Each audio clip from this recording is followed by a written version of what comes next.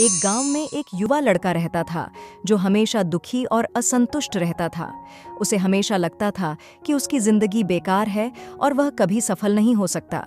वह अपने दोस्तों और परिवार से अक्सर कहता कि उसके पास कोई खास गुण या प्रतिभा नहीं है, इसलिए उसकी जिंदगी में कुछ भी अच्छा नहीं हो सकता।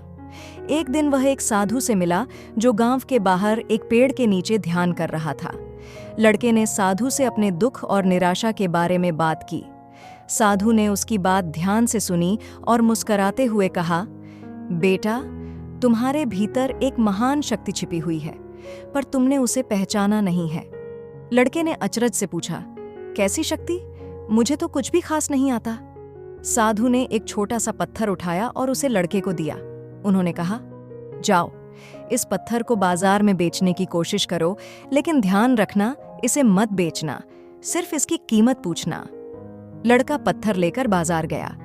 पहले वह एक सब्जी वाले के पास गया।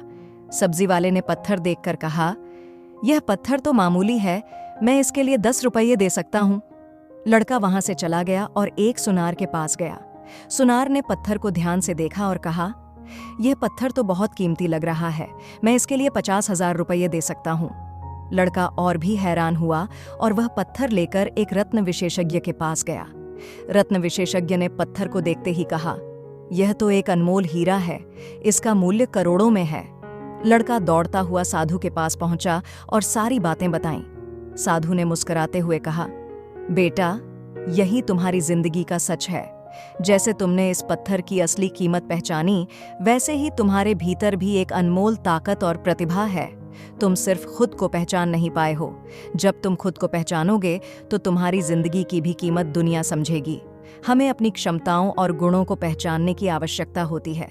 जब हम खुद को समझते हैं और अपने भीतर छिपी हुई ताकत को पहचानते हैं, तभी हम अपनी असली सफलता की ओर बढ़ते हैं। वीडियो अच्छा लगे तो चैनल को सब्सक्राइब जरूर करें।